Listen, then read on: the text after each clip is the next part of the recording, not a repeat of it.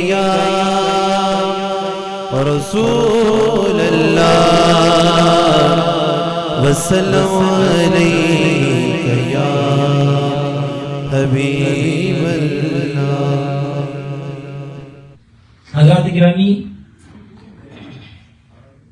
سال کے 12 مہینوں میں سے کچھ مہینہ اور ان مہینوں میں سے کچھ دن اور کچھ راتیں متبرک یعنی برکت والی ہیں۔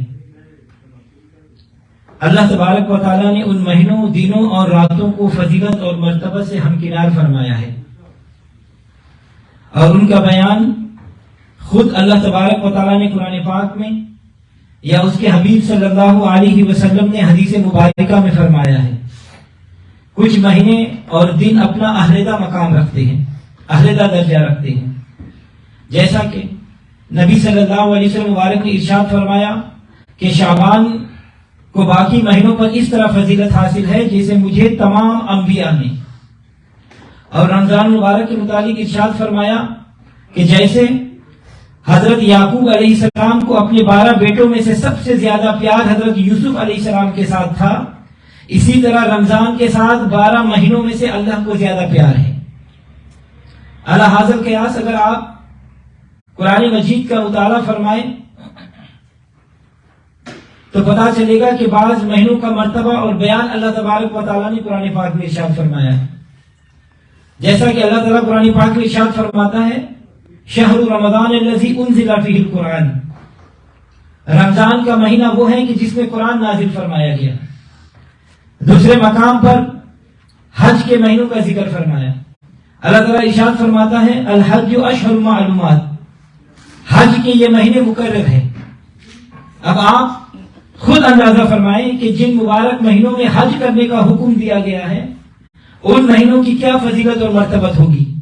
ایسے ہی کچھ دن اور کچھ راتیں متبرک ہیں، جیسا کہ شب قدر کے متعلق اللہ تعالیٰ ارشاد فرماتا ہے اِنَّا أَنزَلْنَاهُ فِي لَيْلَةِ الْقَدْرِ، بے شک ہم نے قرآن مجید کو لیلۃ القدر میں نازل فرمایا۔ اس نزول قرآن کی رات کا مرتبہ اور مقام کیا ہے؟ اللہ تعالیٰ فرماتا ہے لیلۃ القدر خیر من الف شہر، لیلۃ القدر 1000 مہینوں کی عبادت سے بہتر ہے۔ ایسے ہی کچھ دن بھی متبرک ہیں، کچھ دن بھی برکت والی ہے۔ اللہ تعالیٰ قرآن پاک میں ارشاد فرماتا ہے وَذَكِّرْهُمْ بِأَيَّامِ اللَّهِ، اے محبوب صحابہ اکرام کو اللہ کے دن یاد دلائیے، اور تفاسیر میں یہ موجود ہے کہ یہ دن وہ دن ہیں کہ جن میں اللہ تعالیٰ نے اپنے بندوں پر انعامات فرمائے ہیں۔ الحاضر قیاس مثال دینے کا مقصد یہ ہے کہ کچھ مہینے اور کچھ دن اور کچھ راتیں اللہ کے نزدیک متبرک ہیں۔ تو شعبان کی یہ خصوصیت ہے کہ اس کے متعلق نبی صلی اللہ علیہ وسلم مبارک نے ارشاد فرمایا کہ شعبان شہری، شعبان میرا مہینہ ہے، اس لیے اس کو شہر حبیب الرحمان بھی کہا جاتا ہے، کیونکہ یہ بالخصوص حضور صلی اللہ علیہ وسلم سے منسوب ہے۔ آپ صلی اللہ علیہ وسلم مبارک نے ارشاد فرمایا کہ رجب اللہ کا مہینہ، رمضان میری امت کا مہینہ اور شعبان میرا مہینہ ہے۔ نبی صلی اللہ علیہ وسلم مبارک نے ارشاد فرمایا وَرَجَبُ شَهْرُ اللَّهِ وَشَعْبَانُ شَهْرِي وَرَمَضَانُ شَهْرُ أُمَّتِي، رجب اللہ کا، شعبان میرا اور رمضان میری امت کا مہینہ ہے، اور جس نے شعبان کا احترام کیا گویا اس نے میرا احترام کیا۔ اب آپ اندازہ لگائیے کہ جس چیز کی نسبت نبی صلی اللہ علیہ وسلم سے ہو جائے وہ چیز ساری کائنات کی اشیاء سے ممتاز ہو جاتی ہے، عظمت اور شان اور نرالی والی ہو جاتی ہے۔ جیسا کہ قرآن مجید میں اس کی مثالیں موجود ہیں کہ جو چیز نبی صلی اللہ علیہ وسلم سے منسوب ہو گئی وہ نرالی ہو گئی۔ نبی صلی اللہ علیہ وسلم سے شہر مکہ کی نسبت ہوئی تو اللہ تبارک و تعالیٰ نے ارشاد فرمایا لا اقسم بہذا البلد وانت حل بہذا البلد، کہ میں قسم کھاتا ہوں شہر مکہ کی در حالانکہ آپ اس میں بس رہے ہیں۔ اس آیت کریمہ میں جو یہ لفظ واو ہے یہ عاشقوں کی جان ہے، مطلب یہ ہوا کہ میں شہر مکہ کی قسم نہیں اٹھاتا، مگر یہ کیسے ہو سکتا ہے کہ اے محبوب آپ اس شہر میں موجود ہو اور میں قسم نہ کھاؤں۔ اسی لیے میرے سرکار اعلی حضرت عظیم البرکت مجدد دین و ملت شاہ احمد رضا خان فاضل بریلوی رحمۃ اللہ علیہ فرماتے ہیں وہ خدا نے ہے مرتبہ تجھ کو دیا، نہ کسی کو ملے نہ کسی کو ملا، کہ کلام مجید نے کھائی شاہ تیرے شہر و کلام و بقا کی قسم۔ تو یہ واو حالیہ ہے، مطلب یہ ہے کہ اگر صرف اس شہر میں تیری آمد نہ ہوتی تو میں قسم نہیں اٹھاتا، حالانکہ یہاں میری نشانیاں صفا مروہ بھی موجود ہے، آب زمزم کا کنواں بھی موجود ہے، حتیم بھی موجود ہے، رکن یمنی بھی موجود ہے، حجر اسود بھی موجود ہے، مقام ابراہیم بھی موجود ہے، میدان رحمت بھی موجود ہے، عرفات مزدلفہ اور مینا کی میدان بھی موجود ہے، یہ سب کچھ موجود ہے، مگر قسم کی وجہ صفا مروہ نہیں، قسم کی وجہ آب زمزم کا کنواں نہیں، قسم کی وجہ حتیم نہیں، قسم کی وجہ رکن یمنی نہیں، قسم کی وجہ حجر اسود نہیں، قسم کی وجہ مقام ابراہیم نہیں، قسم کی وجہ میدان رحمت نہیں، قسم کی وجہ عرفات مزدلفہ مینا کی میدان نہیں، بلکہ قسم کی وجہ محبوب تیرے قدموں کی نسبت ہے، تیرے قدم سر زمین مکہ پر لگا، اے محبوب ہم نے قسم اٹھا لی کہ کلام مجید نے کھائی شاہ تیرے شہر و کلام و بقا کی قسم۔ اگرچہ میرا گھر بیت اللہ کعبۃ اللہ بھی مکہ ہی میں ہے، مگر مجھے غرض تجھ سے ہے، وانت حل بہذا البلد، اگر تو نہ ہوتا تو میں کعبہ بھی نہیں بناتا، یہ سب کچھ تیری وجہ سے ہے کہ کلام مجید نے کھائی شاہ تیرے شہر و کلام و بقا کی قسم۔ تو حضرات گرامی، صرف شہر مکہ کی قسم نہیں، بلکہ آپ قرآن مجید پڑھیں، اس کا مطالعہ کریں تو پتہ چلتا ہے کہ اللہ تعالیٰ قرآن پاک میں ارشاد فرماتا ہے وَالتِّینِ وَالزَّیتُونِ وَطُورِ سِینِین وَھَٰذَا الْبَلَدِ الْأَمِینِ، کہ قسم ہے انجیر اور زیتون کی قسم، طور سینا کی قسم اور امن والے شہر کی قسم، مجھے انجیر کی قسم، مجھے فگ کی قسم، مجھے زیتون کی تیل کی قسم، مجھے اولیو آئل کی قسم، یا اللہ کیا انجیر کی پھل بہت اچھی ہے، یا اللہ کیا ان کا ذائقہ بہت اچھا ہے، حالانکہ ہم نے یہ سنا ہے کہ آم پھلوں کا بادشاہ ہے، اے مولا تو نے آم کی قسم کیوں نہیں اٹھائی؟ اس طرح بڑے بڑے خوشبودار تیل موجود ہیں، اے مولا تو نے اس کی قسم کیوں نہیں اٹھائی؟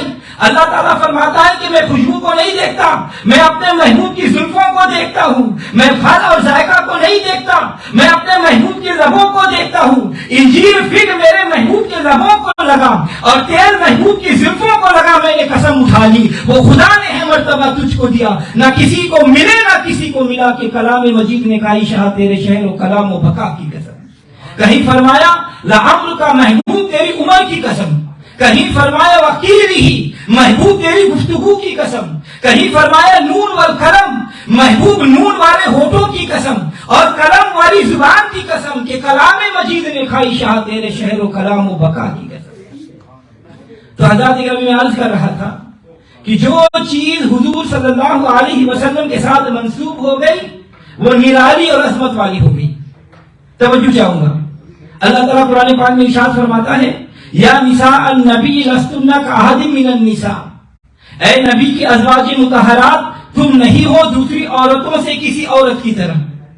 یہ بے مثال بیویاں ہیں کیونکہ میرے محبوب سے منسوب ہے۔ کائنات کی کوئی عورت، کسی قبیلہ، کسی شہر، کسی ملک ان محبوب سے منسوب عورتوں کی مثل نہیں، کہ کلام مجید نے کھائی شاہ تیرے شہر و کلام و بقا کی قسم۔ تو یہ بے نسبت مولوی نہ جانے کس جہنم میں جائیں گے، نسبت والے جانور بھی جنت میں جائیں گے۔ ارے وہ مچھلی کہ جس کے پیٹ میں یونس علیہ السلام کچھ عرصہ رہے وہ جنت میں جائے گا، وہ اونٹ جس پر نبی صلی اللہ علیہ وسلم نے سواری کی وہ جنت میں جائے گا، وہ دلدل جس میں حضرت علی رضی اللہ تعالیٰ عنہ سوار ہوئے وہ جنت میں جائے گا، وہ چونٹی جو سلیمان علیہ السلام سے منسوب ہے وہ جنتی ہے، وہ ہدہد جو ملکہ بلقیس سے منسوب ہے وہ جنتی ہے، وہ مینڈا جسے حضرت ابراہیم علیہ السلام نے ذبح فرمایا وہ جنتی ہے، وہ کتا جو اصحاب کہف کے پیچھے پیچھے چلے آیا وہ جنت میں جائے گا۔ یہ سب جانور اچھی نسبت کی وجہ سے جنتی ہے، اسی نسبت کی وجہ سے ماہ شعبان بھی معظم ہے، ماہ شعبان بھی عظمت والی ہے۔ فرمایا شعبان میرا مہینہ ہے، محمد سے نسبت بڑی چیز ہے، محمد سے نسبت بڑی چیز ہے، خدا دے یہ دولت بڑی چیز ہے۔ حضرات گرامی، شعبان اس لیے بھی معظم ہے کہ اس کے پڑوسی بھی بڑے معظم ہے، بڑے عظیم ہے۔ رجب جس میں حضور صلی اللہ علیہ وسلم کو معراج ہوا، اس کا پڑوسی ہے. اور رمضان جس میں قرآن پاک نازل ہوا، اس کا پڑوسی ہے. اسی لیے حضور نے فرمایا شعبان میرا مہینہ ہے. اللہ تعالیٰ فرماتا ہے کنتم خیر امت، تم بہترین امت ہو کیونکہ میری امت ہو. اسی طرح شعبان سب مہینوں سے معظم ہے کیونکہ وہ میرا مہینہ ہے. تم بہترین امت ہو کیونکہ میری امت ہو. قرآن بہترین کتاب ہے کیونکہ میری کتاب ہے. میری کتاب تمام کتابوں سے بہتر، میری امت تمام امتوں سے بہتر، میرا مہینہ تمام مہینوں سے بہتر. اور حدیث مبارکہ سیاہ ستہ میں موجود ہے، مسلم شریف کی حدیث ہے. حضرت ام سلیم رضی اللہ تعالیٰ عنہ آپ مبارکہ فرماتی ہے کہ حضور صلی اللہ علیہ وسلم دوپہر کو میرے غریب خانہ پر تشریف لائے اور کیلولا فرمایا. آپ صلی اللہ علیہ وسلم کو سوتے ہوئے پسینہ آیا. میں نے وہ پسینہ ایک شیشی میں جمع کیا. حضور صلی اللہ علیہ وسلم بیدار ہو کر اس نے پوچھا اے ام سلیم اس پسینے کے ساتھ کیا کرو گی؟ تو میں نے عرض کیا یا رسول اللہ صلی اللہ علیہ وسلم اس پسینے کو عطر میں ملا کر اچھی خوشبو تیار کری ہوئی. میرا پسینہ تمام عطروں سے بہتر، میرا مہینہ تمام مہینوں سے بہتر. محمد کی نسبت بڑی چیز ہے، خدا دے یہ دولت بڑی چیز ہے. اور روایتوں میں موجود ہے کہ جو آدمی شعبان کی پہلی رات 4 رکعت نماز پڑھے اور ہر رکعت میں سورہ فاتحہ کے بعد 7 مرتبہ سورہ اخلاص پڑھے، 70 برس کی عبادت کا ثواب پائے گا. تو حضرات گرامی اس کی وجہ صرف یہ نوافل نہیں ہے. نفل تو ادا کرنے والے روز ادا کرتے ہیں. وجہ صرف محبوب کی نسبت سے ہے کہ شعبان میرا مہینہ ہے. فرمایا محبوب مہینہ تیرا، بخشش میری، محمد سے نسبت بڑی چیز ہے، خدا دے یہ دولت بڑی چیز ہے. اور 15ویں شعبان کی شب نفل پڑھو اور اگلے دن روزہ رکھو. حضرت داؤد علیہ السلام کے روزے اور حضرت ایوب علیہ السلام کے صبر کے مقابل ثواب ملے گا. اندازہ فرمائیے یہ کیوں؟ اس لیے کہ شعبان حضور کا مہینہ ہے. رب گناہ نہیں دیکھتا، رب نسل نہیں دیکھتا، رب رنگ نہیں دیکھتا، رب قبیلہ نہیں دیکھتا، رب زبان نہیں دیکھتا، رب علاقہ نہیں دیکھتا، وہ صرف نسبت دیکھتا ہے. فرمایا محبوب یہ مہینہ بھی تیرا، محبوب یہ امت بھی تیری، محبوب تیری امت میں، تیری امت اس مہینے میں تیری امت کو اتنا عطا کروں گا کہ ثواب کی ضرورت نہیں پڑے گی. تو حضرات گرامی اسی مہینے میں وہ رات ہے جس کے بارے میں اللہ تعالیٰ قرآن پاک میں ارشاد فرماتا ہے اِنَّا أَنزَلْنَاهُ فِي لَيْلَةٍ مُبَارَكَةٍ إِنَّا كُنَّا مُنذِرِينَ فِيهَا يُفْرَقُ كُلُّ أَمْرٍ حَكِيمٍ. بے شک ہم نے اتارا ہے اس قرآن کو ایک بابرکت رات میں. ہماری یہ شان ہے کہ ہم بر وقت خبردار کر دیا کرتے ہیں. اسی رات میں فیصلہ کیا جاتا ہے ہر اہم کام کا.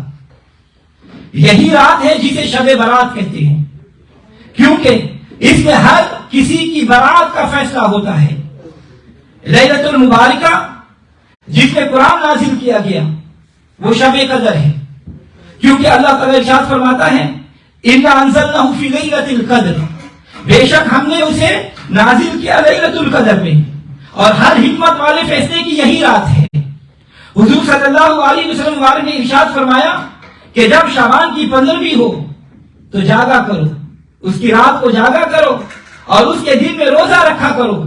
جب سورج غروب ہوتا ہے تو اس وقت سے اللہ تعالیٰ اپنی شان کے مطابق آسمان دنیا پر نزول فرماتا ہے اور اعلان فرماتا ہے کہ ہے کوئی مغفرت طلب کرنے والا تاکہ میں اس کو بخش دوں، ہے کوئی رزق مانگنے والا کہ میں اس کو رزق دے دوں، ہے کوئی مصیبت زدہ کہ میں اس کی اس مصیبت سے نجات دے دوں. اور یہ اعلان طلوع فجر تک ہوتا رہتا ہے. خدا خود اپنی رحمتوں سے، خدا خود اپنی انوار سے، خدا خود اپنی برکات سے پہلے آسمان پر طلوع اجلال فرماتا ہے اور آواز دیتا ہے کوئی مجھ سے مانگنے والا کہ میں اسے عطا کر دوں.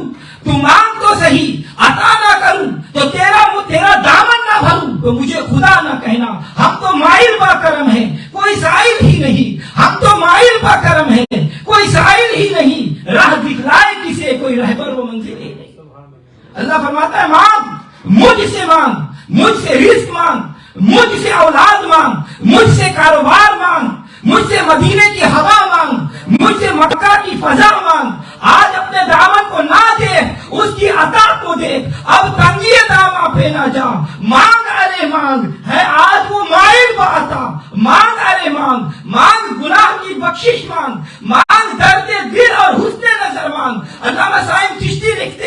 کہ مانگ لو چشم تر مانگ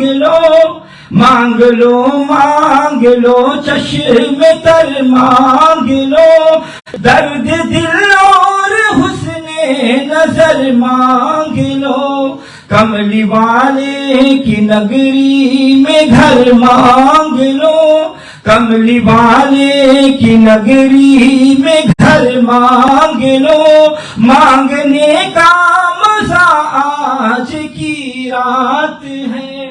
آؤ شب برات کی رات میں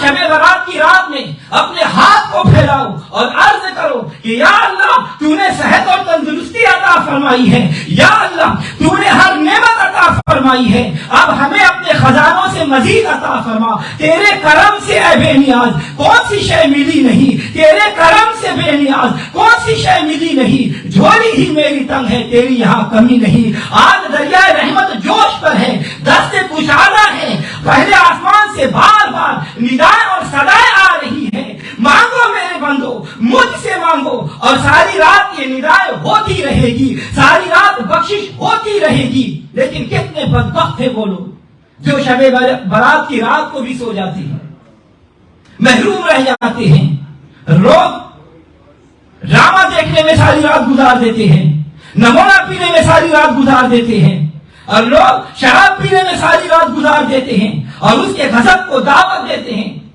اور وہ رحمت کی بارش فرما رہا ہے اور ہم اس کے غضب کو دعوت دے رہے ہوتے ہیں، مگر پھر بھی وہ کتنا کریم ہے، میرا اللہ بھی کریم، اس کا محمد بھی کریم، میرا اللہ بھی کریم، اس کا محمد بھی کریم، دو کریموں میں گنہگار کی بن آئی ہے۔ تو حضرات گرامی وہ کیسا کریم ہے؟ وہ خود فرماتا ہے وَرَحْمَتِي وَسِعَتْ كُلَّ شَيْءٍ، میری رحمت ہر شے سے وسیع ہے، میری رحمت ہر شے سے وسیع ہے۔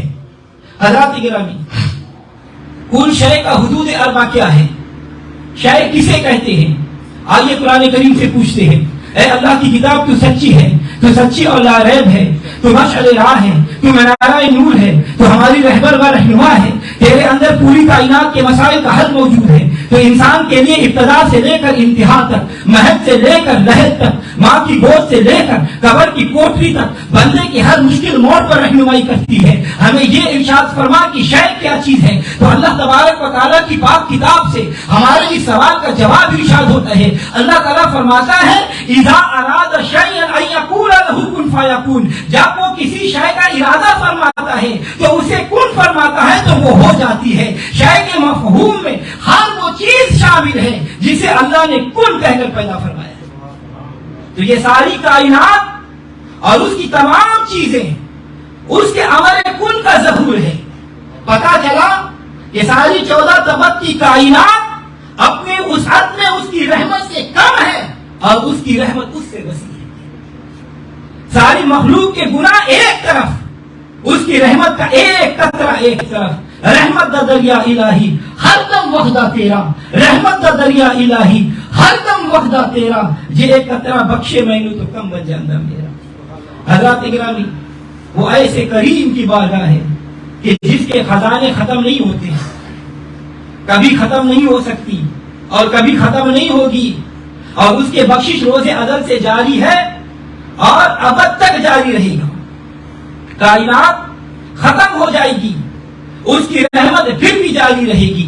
جھولی ہی میری تنگ ہے تیرے یہاں کمی نہیں، اور تجھ سے تجھی کو مانگ کر مانگ لی ساری کائنات، تجھ کو تجھی سے مانگ کر مانگ لی ساری کائنات، مجھ سا کوئی گدا نہیں، تجھ سا کوئی سخی نہیں، سب گداؤں سے بڑا گدا یا اللہ میں ہوں، اور سب سخیوں سے بڑا سخی مولا تو ہے۔ شب برات کی رات میں اللہ کی بارگاہ میں یہ عرض کرو، یا اللہ میں بڑا گنہگار ہوں، تو بڑا بخشنہار ہے، مجھ سا کوئی گدا نہیں، تجھ سا کوئی سخی نہیں، مولا میں گنہگار ہوں، مولا میں سیاہکار ہوں، مولا میں بدکار ہوں، مولا میں بد افعال ہوں، مولا کبھی نیکی کا کام نہیں کیا، مولا کبھی آنکھ نے کبھی نیکی نہیں دیکھی، مولا کان نے کبھی نیکی نہیں سنی، مولا زبان نے کبھی نیکی نہیں بولی، مولا ہاتھ نے کبھی نیکی نہ کی، مولا پاؤں نے کبھی نیکی نہ کی، مگر مولا تو لجپال ہے، مولا اگر میں سب سے بڑا سیاہکار ہوں تو تو سب سے بڑا ستار ہے۔ اے میرے کریم اللہ، اگر مجھ سے گناہ نہیں ہوتا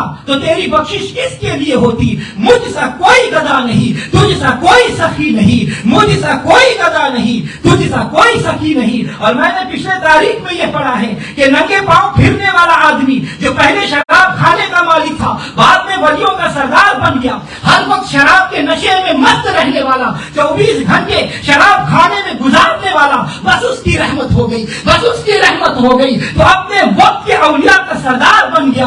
اللہ کی رحمت بہانہ تلاش کرتی ہے۔ بشیر جا رہے تھے، راستے میں دیکھا کہ ایک کاغذ پر بسم اللہ الرحمن الرحیم لکھا ہوا ہے، مگر وہ کاغذ گندگی کے ڈھیر میں پڑا ہوا ہے۔ دیکھتے ہی ضمیر جاگا، ایمان میں جوش آیا، کاغذ اٹھایا، اسے صاف کیا اور اسے چوم کر خوشبو سے لگا کر اسے کسی اونچی جگہ پر رکھا اور اللہ کے نام کر کہا کہ یا اللہ یہ کاغذ تیرا یہ مقام ہے۔ بس رنگ لگ گیا، بس رنگ لگ گیا، ولیوں کا سردار بن گیا۔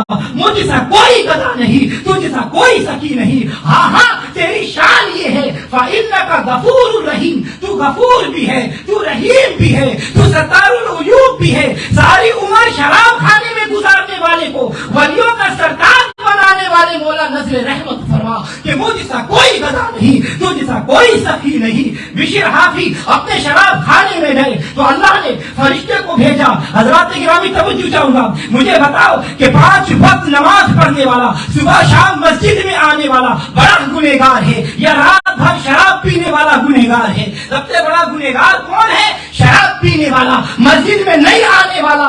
گناہ بڑا ہے یا اللہ کی رحمت بڑی ہے؟ اگر وہ بخشا جا سکتا ہے تو میں اور آپ کیوں نہیں بخشے جا سکتے؟ لیکن شرط یہ ہے کہ ذرا دل سے کہو کہ مجھ سا کوئی گدا نہیں، تجھ سا کوئی سخی نہیں۔ اللہ نے فرمایا اے فرشتے جاؤ شراب کھانے۔ فرشتے نے عرض کیا یا اللہ بات سمجھ میں نہیں آئی، ایک نوری کو شراب کھانے میں بھیج رہا ہے۔ اللہ نے فرمایا میں نوری کی نورانیت کو دیکھوں یا اپنی رحمت کو دیکھوں؟ یاد کرو ایک بت پرست جو ساری رات اپنے رب کے سامنے، اپنے بت کے سامنے کھڑے ہو کر یا سنمی پکارا کرتا ہے، ایک دن رات کے پچھلے پہر اسے اونگ آ گئی اور نیند میں منہ سے یا سنمی کی جگہ یا سمدھی نکل گیا۔ اللہ نے فرمایا فرشتے جاؤ اس بت خانے پر جاؤ، ایک میرا بندہ مجھے پکار رہا ہے، اسے میری طرف سے یہ جواب دے دو لبیک یا عبدی، لبیک یا عبدی، میں حاضر ہوں، میں حاضر ہوں، اے میرے بندے میں حاضر ہوں۔ فرشتے نے کہا یا اللہ وہ تو صنم کا پجاری ساری عمر یا صنم ہی کہتا رہا، آج غلطی سے یا سمجھی کہہ دیا ہے۔ اللہ نے فرمایا یہی تو بات ہے کہ اس نے مجھے غلطی سے پکارا ہے، اگر میں نے اسے جواب نہ دیا تو وہ مجھے بھی اپنے بتوں کی طرح سمجھ لے گا۔ جب اس صنمی کہنے والے کو میری طرف سے یہ کہہ دو کہ مجھے پکارا ہے تو میں کہتا ہوں لبیک یا عبدی، اے میرے بندے میں حاضر ہوں، اے میرے بندے میں حاضر ہوں، مجھ سا کوئی گدا نہیں، تجھ سا کوئی سخی نہیں۔ حضرات گرامی شراب کھانے کا دروازہ کھٹکھٹایا، اندر سے آواز آئی دروازے پر کون ہے؟ فرشتے نے کہا کہ میں اللہ کا قاصد ہوں، بشیر سے ملنا ہے۔ دربار حیران ہے کہ بشیر کہا، اللہ کا قاصد کہا۔ دروازہ کھلا، بشیر نے دیکھا تو پوچھا کیا پیغام ہے میرے خدا کا؟ فرشتے نے کہا بشیر تو نے خدا کی نام کی تعظیم کی ہے، خدا نے تجھے اپنا دوست بنا دیا ہے، مجھ سا کوئی گدا نہیں، تجھ سا کوئی سخی نہیں۔ ارے ذرا عشق کی گلی میں آؤ، کوچہ محبت میں قدم رکھو۔ کسی عاشق نے یہ سنا کہ میرا محبوب آ رہا ہے اور آسمان پر بادل چھائے ہوئے تھے، بارش ہونے والی تھی۔ اس نے کہا اے ابر کرم ذرا تھم کے برس، اے ابر کرم ذرا تھم کے برس، اتنا نہ برس کہ وہ آ نہ سکے، اور جب وہ آ جائے تو پھر جم کے برس، اتنا برس کہ وہ جا نہ سکے۔ حضرات گرامی توجہ چاہوں گا، ایک جملہ کہنے لگا ہوں، ذرا دل کو تھام کر بیٹھو، جگر کو تھام لو۔ اس جملے کی قدر وہ کرے گا جس کا کوئی پیا ہوگا۔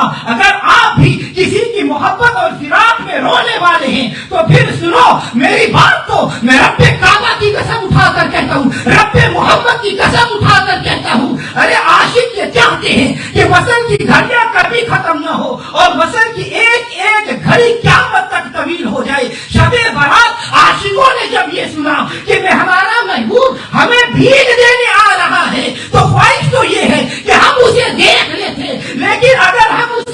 بھی دیکھ سکے تو اتنا تو کافی ہے کہ وہ ہمیں دیکھ رہا ہے، وہ ہمیں دیکھ رہا ہے۔ اللہ اکبر۔ حضرات گرامی، ہو سکتا ہے کہ یہ قبولیت کی گھڑی ہو۔ آئیے آج اس جمعے میں ہم یہ عہد کرتے ہیں کہ شب برات کی رات عبادت میں گزاریں گے اور اپنے گناہوں کی معافی مانگیں گے۔ میں انشاءاللہ حرم میں آپ لوگوں کے لیے دعا کروں گا اور آپ لوگ یہاں ہمارے لیے دعا کرو۔ اللہ تبارک و تعالی ہمیں شب قدر کی قدر کرنے کی توفیق عطا فرمائے۔ اللہم اجعل فی قلبی نورا وفی بصری نورا وفی سمعی نورا وعن یمینی نورا وعن شمالی نورا ومن خلفی نورا ومن امامی نورا واجعل لی نورا وفی عصبی نورا وفی لحمی نورا وفی دمی نورا وفی شعری نورا